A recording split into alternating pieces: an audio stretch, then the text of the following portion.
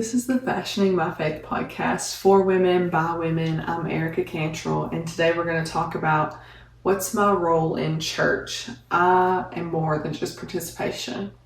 And so this is a big question, especially as women.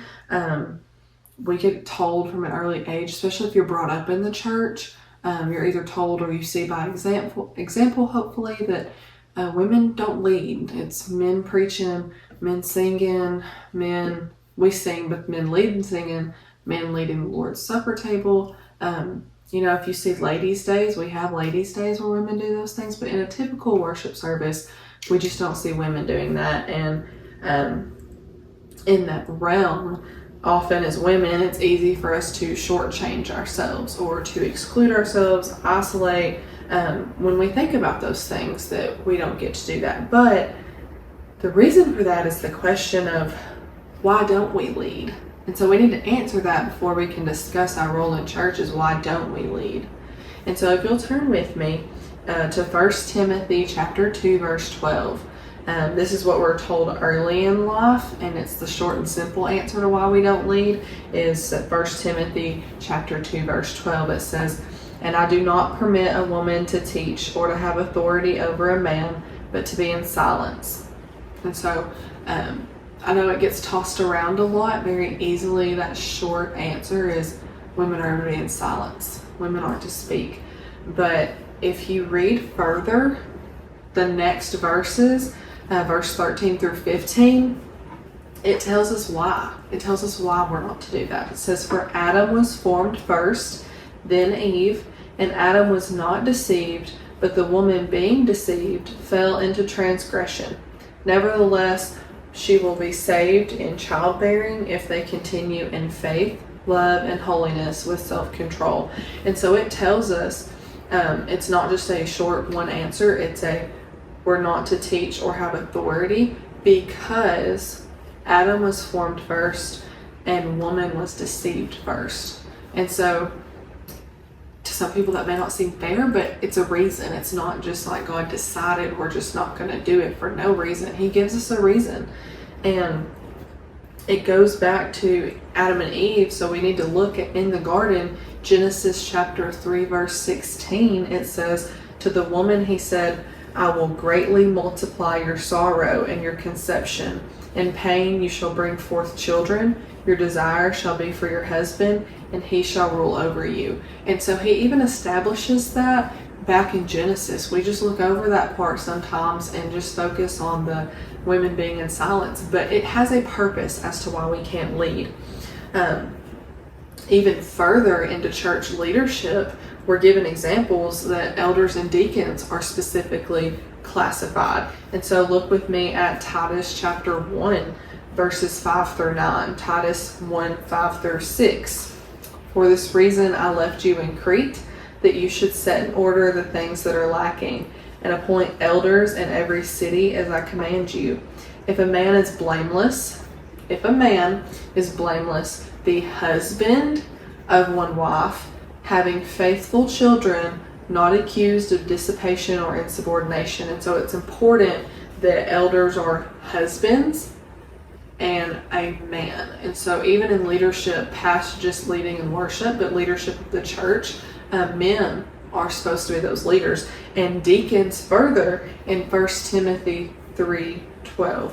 1 Timothy chapter 3, verse 12 says, "Let deacons be the husbands of one wife, ruling their children and their own houses well."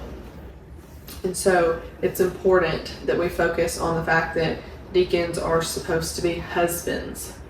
So a woman can't be a husband, a woman is a wife. And so with those leadership roles, both in worship but in church, responsibilities in the organization of the church that God set up, not man, that God set up, it's to be men.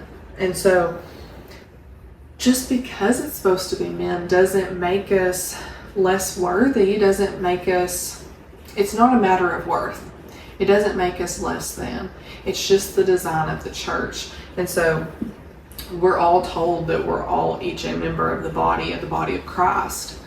And so as a nursing student, we learn that each part of the body, each system of the body has different purposes, but our bodies can't function without each part. And it's not just the things you hear, like you always need an eye or an ear, a hand or a foot. Like, it's miserable to live if you can't have feet. That's miserable. But if you can't see, that's miserable. And further beyond that topic, I hear that a lot, a hand and a foot and an eye and an ear. But as a nursing student, again, when you learn about like your kidneys or your liver or people who have stomach surgeries, you have to have vitamin replacements because God made us perfectly. That's our example of the church, is that, maybe I'm a kidney, maybe I'm on the inside, but I'm vital to the life of the church. Maybe I'm not the mouth leading the thoughts of the brain, but I might be the ears listening to what other people are saying. Like we aren't all leadership roles by God's design, but we're all just as important. Each member of the body has a purpose. Leading is not the only purpose. The purpose is to follow God's orders, God's commands. And so, again, that doesn't mean we are nothing. As far as prophets, this is just one example out of the Bible. There are at least 6 female prophets specifically named in the Bible. 6. And I don't know the number on men. It might be a lot more, but it's still important that there were still at least 6 prophets. And there's a lot of examples throughout the Bible of women. We're not just completely left out. It's not like there's only male characters in the Bible.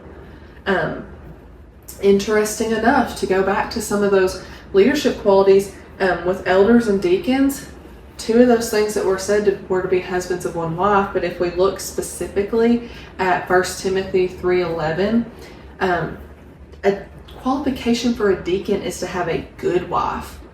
And same for elders. But let's look for deacons at verse 11 of 1 Timothy 3. It says, likewise, their wives must be reverent, not slanderers, temperate, faithful in all things. And so, again, just because the deacon is the leader or is part of that church leadership, church structure, doesn't mean that the woman is completely left out. My mom, being a wife of a preacher and a wife of an elder, my mom had a lot of responsibilities too. She might not have been over the shepherding of the flock, but she was there for a lot of women. She was there for helping plan out education things. Like, we have talents other than leadership, and there are things that women can do that men physically, emotionally cannot do. Not that it's a problem of physicality, but there are things women obtain in their personalities and their God-given DNA that are just not as easy for men. And so we can't shortchange ourselves just because we're not leaders. And so a woman helped in the defense against Abimelech. These are just a few examples, but look with me at Judges 9:53. It says, but a certain woman dropped an upper millstone on Abimelech's head and crushed his skull. So when they were fighting with Abimelech, a woman stepped in to help fight in the defense. Like, there are things women can do besides leading.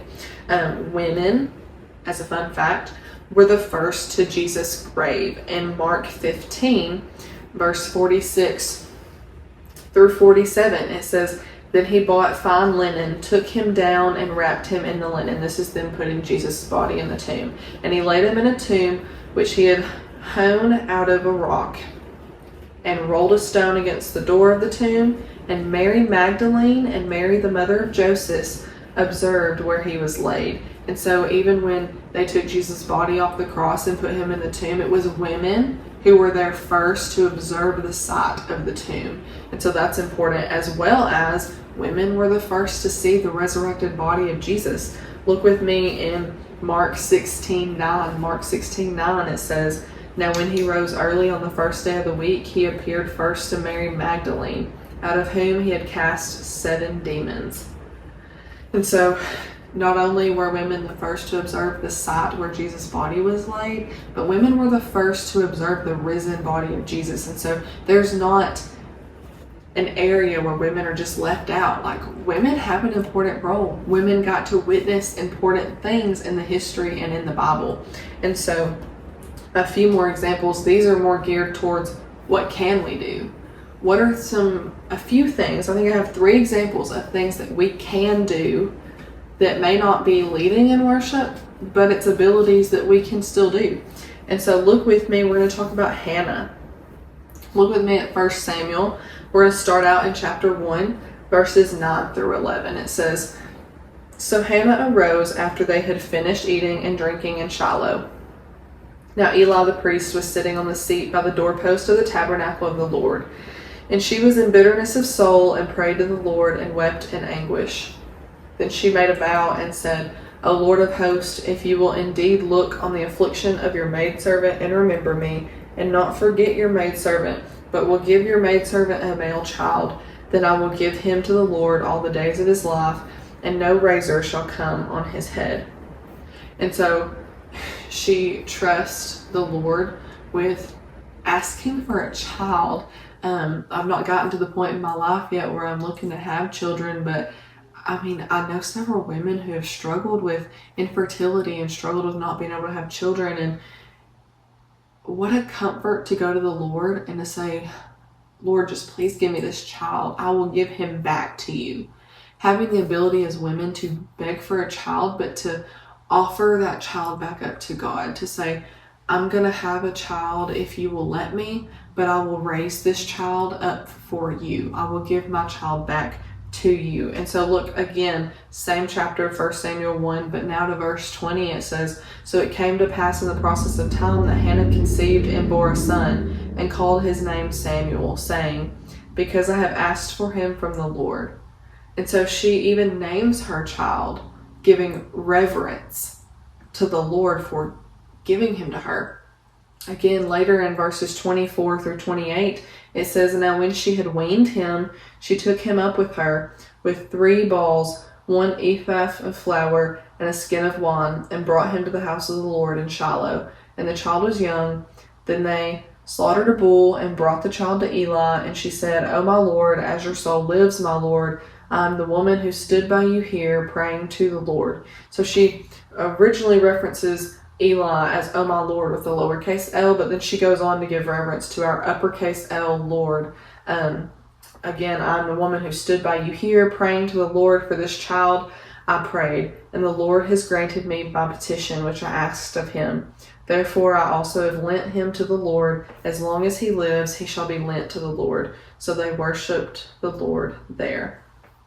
And so we have that ability to beg for a child, to raise that child up, to give that child back to God.